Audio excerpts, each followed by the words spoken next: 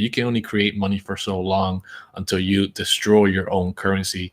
And what we've seen throughout history is that every single currency that has ever been created by man has been destroyed by itself because of money manipulation, because they inflate the currency over and over and over until it's worthless. And the people eventually wake up to this. The governments at those times eventually can't pay debts, and the wealthy of that time eventually find another currency that they transfer over to, and they accumulate that currency before the general population is aware that there's a new currency you can be holding.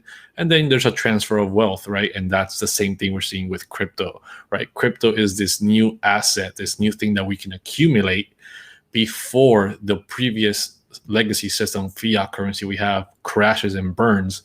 And that's our transfer of wealth that we're seeing right now. Yeah, and that's a great point, Miguel. As it relates to crypto, let's talk about Bitcoin, for example. Now, I do not believe, for the record, I don't believe that Bitcoin is going to be the world reserve currency. I don't. I think that Why at not? this point, because it started off as a peer-to-peer payment system. All right. The reason that I don't think it's going to be a world reserve currency is for one reason and one reason only. It's not a peer-to-peer payment system for the most part right now. It is gold 2.0. And so what are people doing? People are saying, listen, Miguel, we tried to play poker the other night, right? How did I end up getting paid in poker with the most worthless of things I could, which was fiat, right? Because everybody in the poker game said, listen, Nick, I'm not paying you in Bitcoin. I'm not paying you in ETH, right? And why was it? Because we look at it as a store of value. We don't look at it as a peer-to-peer payment system. So for that reason, I don't think that it can set up as the world reserve currency. What I do think that it could do, though, and it could solve a lot of problems with this, is I think that a lot of the companies, people like Michael Saylor with MicroStrategy, people like Elon Musk, some of these very, very intelligent men, Cathie Wood of ARK Invest, these people recognize that, hey, this is an asset class that is actually capped. 21 million is all that will ever be created, right? And so with that comes what?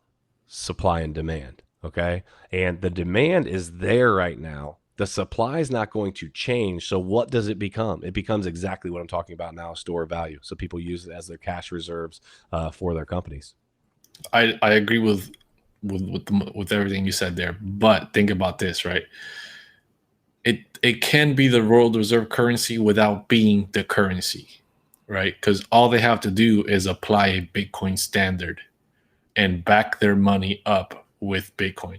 So it's just like the gold standard, right? They can hoard Bitcoin, right? It's not easy. It has a lot of fees. It's slow. It's whatever, but it's gold. It's digital gold. Instead of having, I posted something on TikTok about it today, right? Fort Knox holding I think it's like $400 billion worth of gold or something. It's like Bitcoin holds way more than that, and it's digital. It doesn't need to be physically anywhere.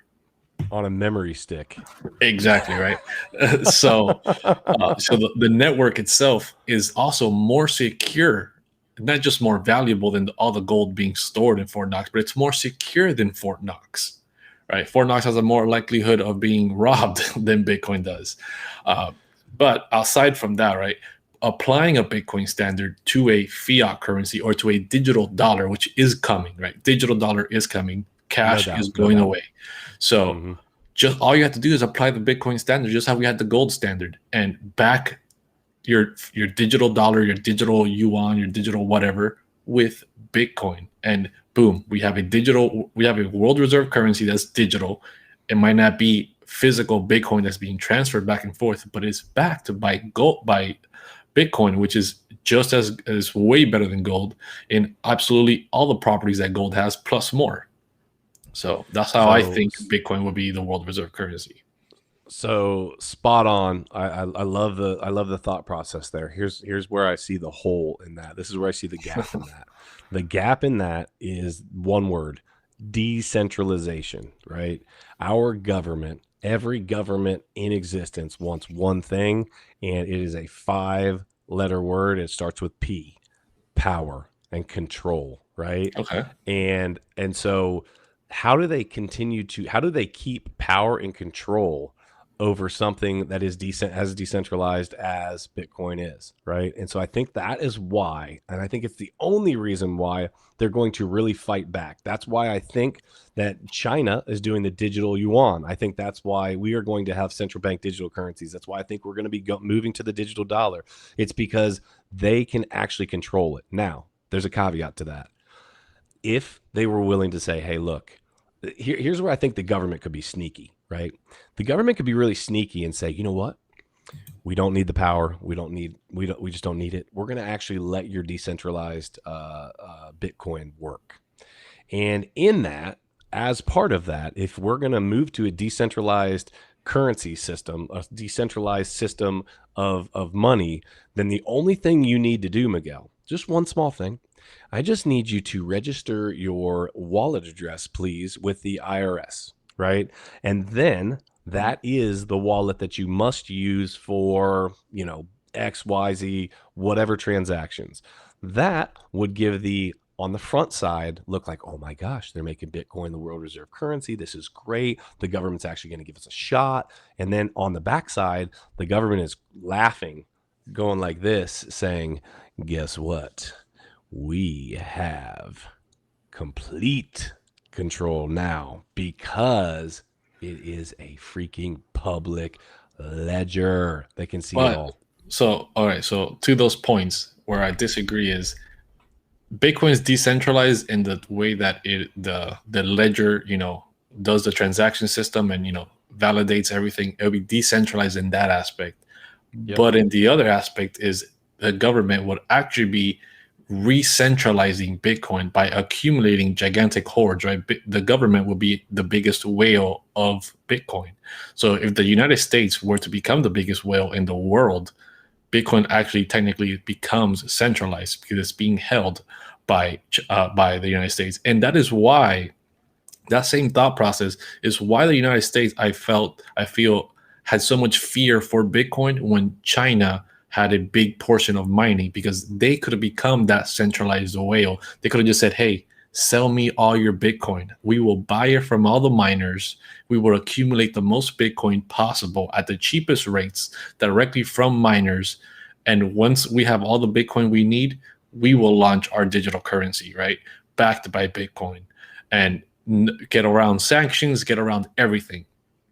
And I think the United States feared that. They gave up that nuclear button. They gave up that power, that possibility.